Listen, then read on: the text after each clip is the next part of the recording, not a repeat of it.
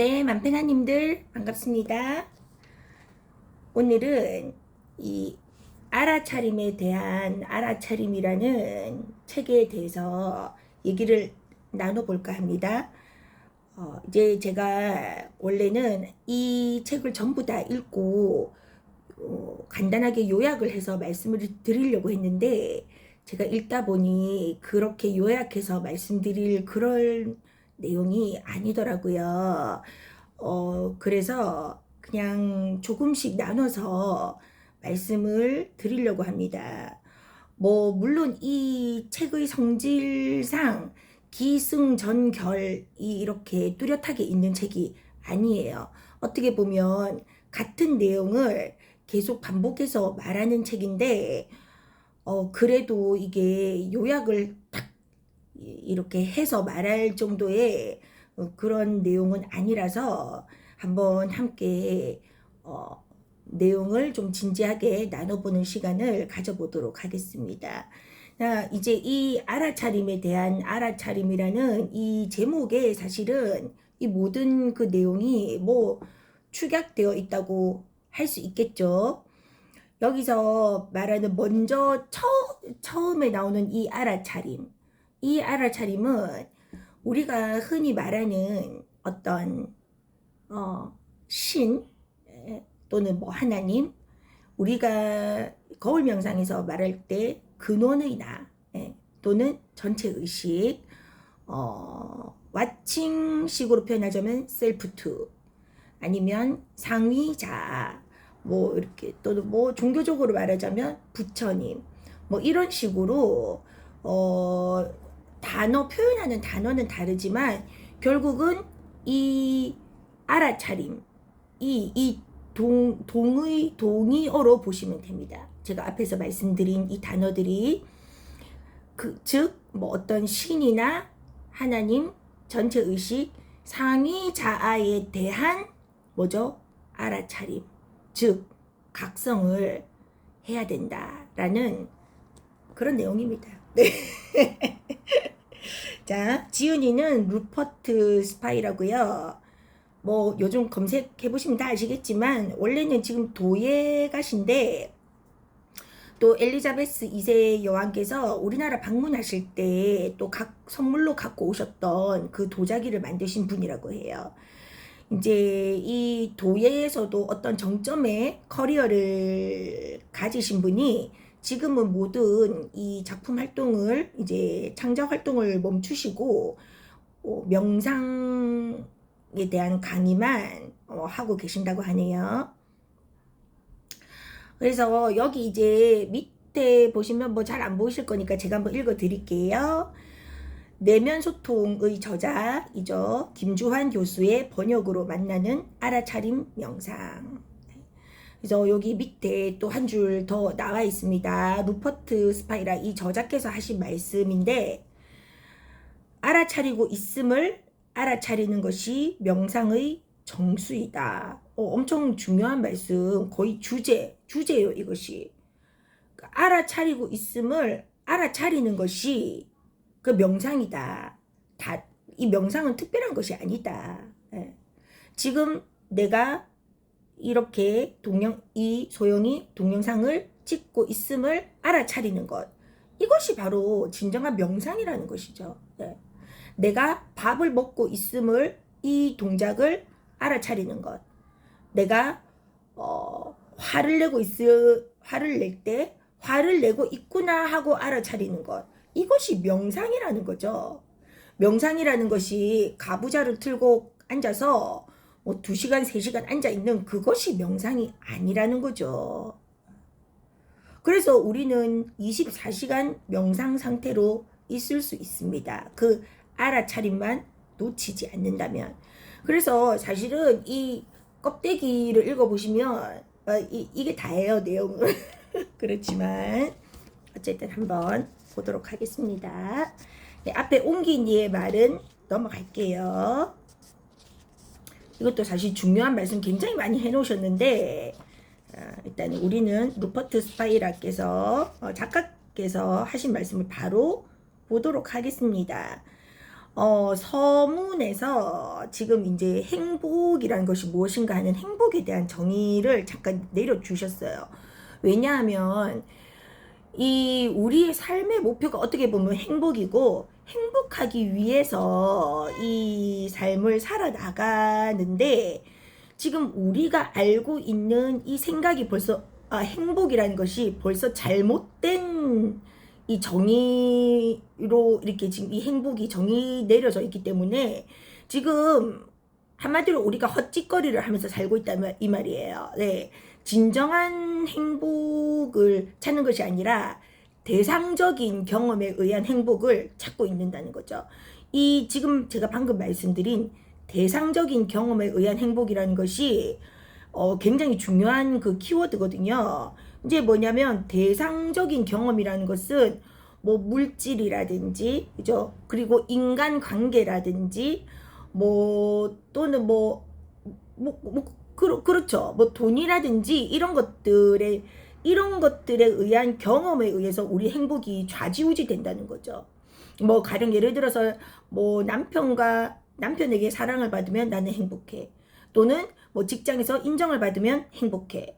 또는 돈을 많이 벌면 행복해. 이런 것들은 모두 대상적인 경험이라는 거죠. 그 나의 행복이 대상적 경험에 의해서 지금 좌우되는 것을 우리가 행복이다라고 생각하면서 살아가고 있기 때문에 그야말로 인생을 이제 헛살고 있다라는, 여기는 헛산다는 표현은 없습니다. 저의 저의 성격에 의한 직설적인 그 이제 표현인 것이죠. 헛짓거리를 한다 이것이죠. 우리가 헛짓거리를 하지 않기 위해서는 이제 결국은 어디로 가야 되냐, 대상적 경험이 아니라 비대상적인, 대상이 없이도 내 안에 이렇게 원래부터 이 갖춰져 있는 그 행복을 찾아내는 것이 그 진정한 가치 있는 그리고 영구적으로 사라지지 않는 행복이라는 것이죠. 그렇게 이제 이 서문에서 우리가 행복을 바깥에서 추구할 수 없다. 그리고 그것은 일시적인 행복이고 지속적이고 영원한 행복은 내 안에 원래 내재되어 있다라는 것을 지금 서문에서 말씀을 해 주시고 있습니다. 네. 그래서 30페이지에 위에서 두 번째 줄 제가 읽어 드릴게요. 대상적 경험의 내용으로부터 벗어나 대상적 경험의 근간을 이루는 원천이나 본질로 마음이 향하도록 하는 것이야말로 명상이나 기도의 본질입니다. 굉장히 중요한 말씀이죠. 이제 뭐죠? 제가 방금 앞에서 말씀드린 그 대상적 경험으로서는 행복을 추구할 수 없으니 이 대상적 경험의 근간을 이루는 원천이, 본질이 결국 마음인데 그 마음으로 향하도록 하는 어떤 명상이나 기도가, 그것이 이제 본질적인 행위라는 거죠.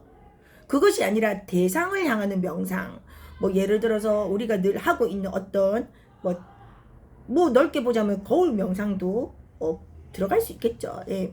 어쨌든 무의식이라는 대상을 향한 명상이기 때문에 거울 명상 또는 뭐 차크라 명상, 호흡 명상, 뭐 어떤 이런 뭐 단전 호흡이라든지 이런 명상들은 이게 대상적 경험을 하게끔 하는 이제 명상이라는 거죠. 그렇지만 이 명상이나 그것은 이제 그런 대상적 경험을 향한 것들은 명상이나 기도의 본질이 아니다. 그것은 그냥 부차적인 것이다. 뭐 해도 되고 안 해도 되는 것이다. 예. 그래서 우리가 진짜로 해야 되는 것들의 이 명상이나 기도의 본질적인 것은 이 안으로, 내면으로 향하는 것이어야 한다. 예. 그래서 이것은 뭐 형식이나 이런 틀을 벗어나는 그 모양이 없는 것들이죠. 예. 지금 이렇게 얘기를 하면서도 또는 우리 맘페나님들이 제 영상을 보시면서도 이 행위 자체를 알아차림을 하고 있다, 즉 현존하고 있다, 의식적으로 깨어 있다 이러시면 이것 자체가 완벽한 명상이나 기도라는 것이죠. 아시겠습니까? 네. 자, 그래서 이제 이렇게 일단 서문을 조금 넘어가도록 하겠습니다. 예. 그래서 이제 뭐 여기 아직 넘어가기 전에 35페이지를 보면 또 이런 말씀을 하세요. 가장 깊고 그 본질적인 내면에 존재하는 이 평온함, 그죠? 행복, 이 전체 의식 상태에서의 평온함과 행복이죠. 거기에 도달하기 위해서 대부분의 명상들은 어떻게 가르치냐? 마음을 가라앉히고 마음에 집중하고 마음을 관찰하라고 가르칩니다.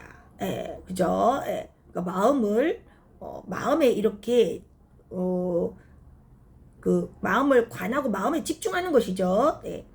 그래서 이제 여기에서 이제 이렇게 할 때 마음을 가라앉히고 마음을 집중하고 마음을 관찰을 할 때 뭔가 새로운 경험을 얻기 위해서 하는 것이 아니라는 거죠.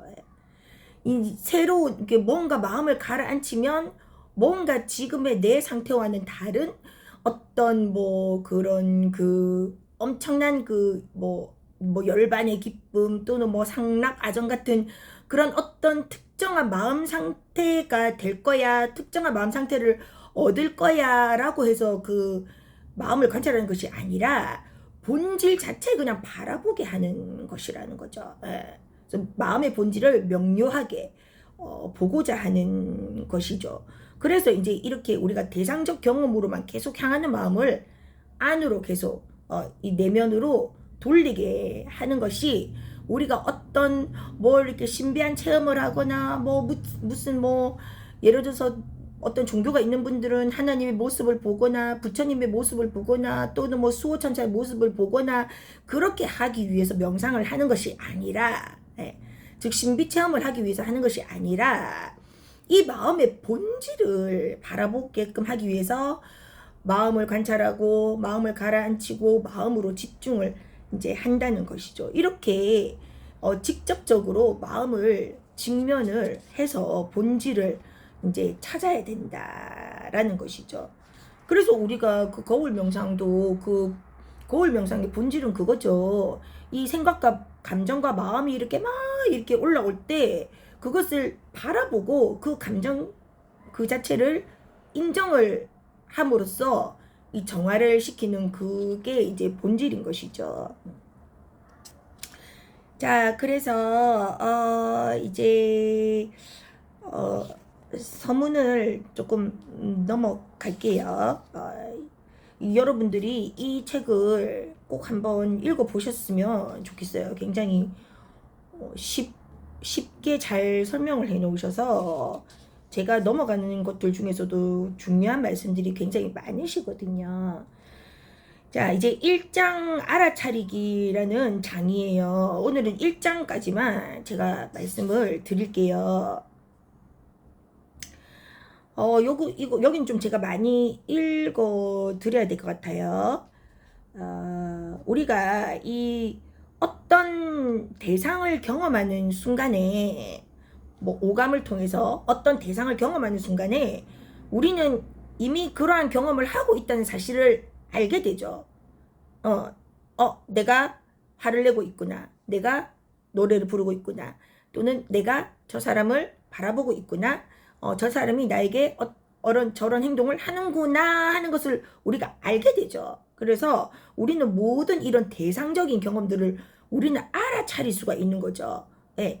그 알아차림 자체가 굉장히 그 중요한 이 행위인데 우리는 그거를 좀 간과해요.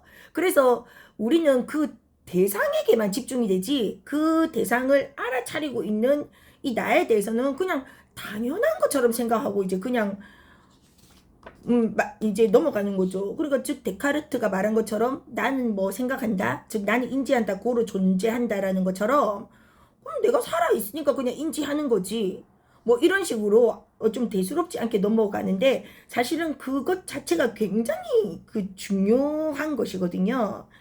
그래서 이제 우리가 이런 어떤 감정이나 어떤 것을 이제 알아차릴 때 중요한 거는 뭐냐면 그 알아차리는 내용과 상관없이 그 알아차린다는 그 주체는 계속 우리 바탕에 지속적으로 이렇게 깔려 있거든요. 그래서 이거는 시작이 없고 끝도 없어요. 그래서 우리 보통 영원하다라고 하는데 어느 순간에 시작한 게 아니에요. 그러니까 이거는 이제 규명할 수 없는 거죠. 규명할 수 없지만 우리가 깨달아 보면 각성을 해보면 아 시작과 끝이 없이 그냥 존재하는 존재 상태로 있구나 하는 것을 우리가 설명할 수는 없지만 스스로 이렇게 각성할 수 있어요.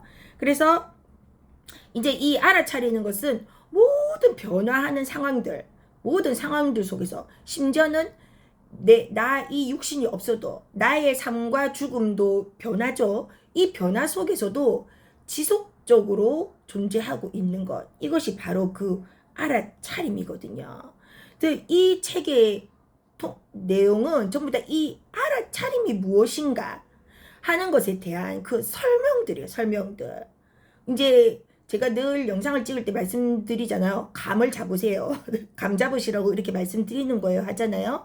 그것처럼 이 루퍼트 스파이라 이분도 이 알아차림에 대한 계속 설명을 함으로써 이 알아차림에 쉽게 접근하기 위한 이렇게 어떤 방편으로서 계속 설명을 하시는 거죠. 그래서 이 알아차림 또 알아차리기는 이제 시공을 초월해서 그냥 있는 거예요. 근데 시간 순서에 따라서 흘러가는 게 아니에요.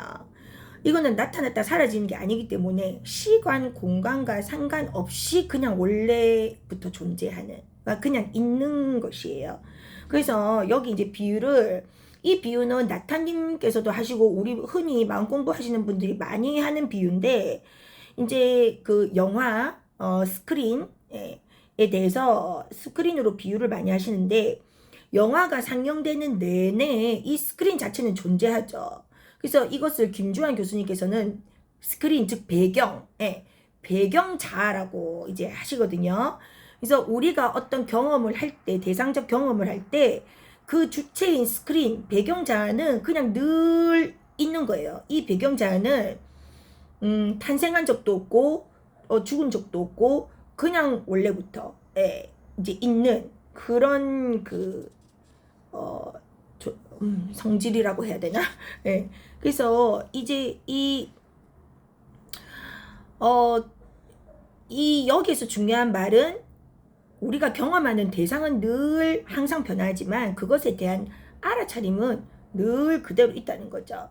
지금 이 동영상 지금 제가 찍은 지 18분째 지금 찍고 있는데 이 18분이라는 시간이 흐르는 동안 물론 이 동영상을 찍고 난 뒤에도 저의 알아차림은 늘 있겠죠. 동영상을 찍는 동안만 있는 것도 아니고 그죠? 늘 지금 이 알아차림은 있는 거예요. 늘 있는 이 알아차림 스크린처럼 있는 이 배경 자아를 바탕으로 동영상을 찍는 행위가 나타났다가 사라지는 거죠. 그죠? 너무 당연한 말을 진지하게 하고 있나요? 근데 이제 우리는 이 행위에 이 동영상을 찍는 행위에 보통 빠져 있다는 거죠. 근데 여기서 이제 울고 뭐 웃고 뭐 동영상이 예를 들어서 내 마음에 잘 들지 않게 찍히면 짜증이 나고 동영상이 내 마음에 들게 찍히면 기분이 좋고 우리는 이 스크린 위에서 펼쳐지는 이 영화에만 그냥 빠져서 사는 거예요. 이 뒤에 우리가 알아차림 자체로 배경자 자체로 존재하는 이 내면으로는 전혀 이제 이 관심이 없는 거예요. 우리는 보통 그렇게 다 사는 거예요. 그렇습니다. 네. 그래서 이제 여기 47페이지 보시면 지금 이제 그렇게 말씀을 하셨습니다. 알아차리기는 접근하기 어렵거나 알려지지 않았거나 우리 안에 숨겨져 있는 것이 아닙니다. 알아차리기는 모든 경험의 뒤에서 환하게 빛나고 있는 배경과 같습니다. 그죠? 마치 영화가 배경으로 깔린 상태에서 스크린이 선명하게 보이는 것처럼 말입니다. 그러나 영화가 상영되는 동안에는 영화의 내용에 빠져 스크린 그 자체를 간과하게 되지요. 그렇죠? 잊어버리는 거죠. 스크린이 있다는 것 자체를 잊어버리는 거죠. 마찬가지로 우리는 경험의 대상에만 모든 관심을 집중하기 때문에 알아차리기 혹은 알아차림 그 자체를 되게 간과하고 있습니다. 놓치고 지나가는 거죠. 계속 조금 읽어볼게요. 알아차리기는 경험의 특정 조건이나 질에 좌우되지 않습니다. 그렇죠. 내가 뭐 나쁜 경험을 한다고 해서 이 알아차림이 거기에 영향을 받지 않는다는 거죠. 스크린이 영화 내용에 영향을 받지 않듯이 이 알아차림 이 존재도 내가 하는 경험에 의해서 전혀 영향받지 않는다는 거예요. 경험이 얼마나 즐겁든 괴롭든 좋든 나쁘든 옳든 그르든 상관없이 모든 경험 속에서 똑같이 빛나고 있습니다. 이 알아차림은 굉장히 보석 같은 소중한 존재죠. 영화 내용과는 상관없이 스크린은 똑같이 보이는 것처럼 말이죠. 그렇죠. 그래서 우리가 이 경험을 할 때 이 스크린이 없이 경험을 할 수 있겠습니까? 불가능하죠. 그러니까 스크린 없이 영화 상영을 하지 못하듯이 이 배경 자아 또는 알아차리기 또는 뭐 다른 말로 뭐 표현하자면 뭐 공적 영지, 그리고 뭐 본래 면목, 본성 이것이 없이 우리가 경험을 할 수 있느냐는 거죠. 이것이 없으면 경험도 없는 거예요. 그래서 이제 그런 내용들이에요. 여기서 그런 내용을 말씀하시는 거예요. 그래서 이제 48페이지 이제 위에서 하나, 둘, 셋, 넷, 다섯, 여섯, 일곱 번째 줄 보시면 이렇게 말씀하시죠. 궁극적으로 알아차림은 모든 경험이 만들어지는 바탕이자 실체입니다. 이게 중요한 거예요. 알아차림이 실체예요. 알아차림이 실체고 모든 경험은요 환상이에요. 허상이라 이 말입니다. 근데 우리는 전도몽상이죠. 거꾸로 생각하죠. 이 경험이 실체라고 생각하죠. 그게 아니라는 거죠. 부처님께서도 말씀하셨던 것처럼 알아차림이 실체, 즉 스크린이 실체, 배경 자아가 실체예요. 이것이 없으면 경험은 만들어지지 않기 때문에 경험을 할 수 없기 때문에 이 스크린이 실체, 즉 배경 자아가 실체, 우리가 경험하는 모든 것들, 이 영화는 허상이다, 환상이다. 그 말이죠. 그런 내용이죠. 네. 자, 그래서 지금 이제 50쪽에 이 지금 1장도 지금 내용이 엄청 많아요. 이걸 다 못 찍겠어 1장을. 이제 마지막으로 왜냐면 제가 이거를 길게 찍지 않을 거예요. 이 알아차림에 대한 알아차림 이 내용은 길게 찍으면 여러분들이 중요한 내용을 다 놓치고 지나갈 수 있기 때문에 짧게 마지막으로 제가 1장에서 이 말씀을 드리고 싶어요. 페이지 50쪽에 있는 내용인데요. 위에서 네 번째 줄인데요. 뭐 이런 내용이 나와요. 어떤 카슈미르 시바 철학 전통에서 이런 말이 나온대요. 가장 잘 숨겨진 것보다 더 숨겨져 있으면서도, 즉 우리의 본성을 말하는 거죠. 다시 한번 더 얘기해 볼게요. 우리의 본성이라는 것은 가장 잘 숨겨진 것보다 더 숨겨져 있으면서도 가장 명백한 대상보다 더욱 명백한 가장 위대한 비밀이라고 일컬어진대요. 저는 이거를 읽으면서 야 진짜 탁 이제 뭐랄까 무릎을 쳤어요. 표현을 어떻게 이렇게 찰떡같이 잘하셨는지. 자 보십시오. 예를 들어서 뭐냐면 가장 잘 숨겨진 것보다 더 숨겨져 있대요. 만약에 나에게 우리 이 세상에 거울이라는 것이 없다. 거울이 없습니다. 그러니까 즉 내가 내 모습을 볼 수 없어요. 내가 내 모습을 볼 수 없는데 내 이제 그 뒤통수가 있단 말이에요. 뒤통수. 그러면 나는 평생 절대로 내 뒤통수를 볼 수가 없죠. 뭐 예를 들어서 뭐 흐르는 잔잔한 호수 같은데 내 얼굴을 비춰보면 거울이 없다고 해도 뭐 흐릿하지만 내 얼굴을 볼 수 있을 거 아니에요. 그렇지만 내 뒤통수는 내가 절대 볼 수 없다는 거죠. 죽었다 100번 죽었다 깨어나도 내 뒤통수도 못 보는 거죠. 그러면 이 내 뒤통수라는 것은 이 세상에서 가장 잘 숨겨져 있는 거예요. 왜? 난 평생 내 뒤통수를 볼 수 없거든. 그죠? 그렇지만 반전인 것은 그러면서 가장 명백한 대상보다 더욱 명백한 있다는 거 알잖아요. 내 뒤통수가 있다는 거 알잖아요. 알지만 숨겨져 있기 때문에 이거 볼 수 없는 거죠. 숨겨져 있어서 볼 수 없다라기보다는 내가 볼 수 없기 때문에 마치 숨겨져 있는 것처럼. 네. 그래서 이게 가장 위대한 비밀이다. 그 나의 본성도 마찬가지라는 거죠. 마치 내 뒤통수처럼. 내가 늘 이거를 사용하면서 살고 있잖아요. 이 나의 알아차림, 나의 본성, 나의 본래 면목, 하나님, 부처님, 상위자아, 전체 의식을 지금 쓰면서 살고 있잖아요. 그렇지만 볼 수 없어. 그래서 너무 이게 가장 잘 숨겨져 있으면서도 가장 명백한 사실이라는 거죠. 내가 쓸 수 있기 때문에. 그래서 뭐 로건님이나 뭐 어떤 뭐 그런 김태환 법사님 또는 뭐 몽지 뭐 이런 선생님들 보면 이거 이렇게 하시잖아요. 그거 너무 명백하잖아요. 이 모든 것이 다 뭐가 하는 거죠? 뭐 박수를 치든 뭘 하든 이게 알아차림이 다 하고 있는 거잖아요. 명백한 배경 자아가 하고 있잖아요.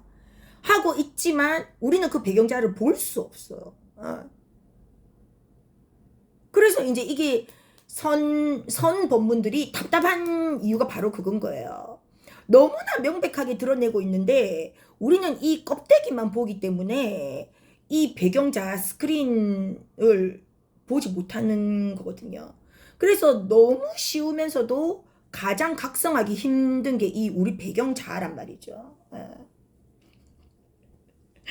근데 알고 보면 너무 쉬운 거야. 그래서 옛날에 그 선사들께서 이 도를 깨닫는 것은 세수하다가 코 만지기처럼 쉽다고 하셨어요. 세수하면서 코 만지는 것처럼 쉬운 일이 어디 있어요. 그죠? 그래서 그렇게 지금 표현을 하신 거예요. 기가 막히게 표현을 잘 해주셨죠. 그래서 오늘은 여기까지 이제 영상을 찍고요.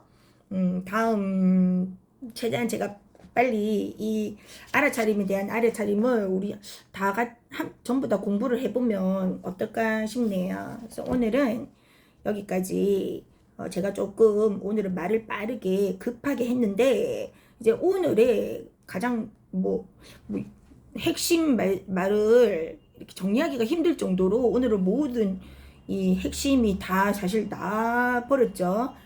그래도 오늘 가장 중요한 것은 우리가 그거 생각하시면 돼요. 스크린처럼 항상 우리 하는 모든 경험, 대상적 경험에는 배경 자아가 있다.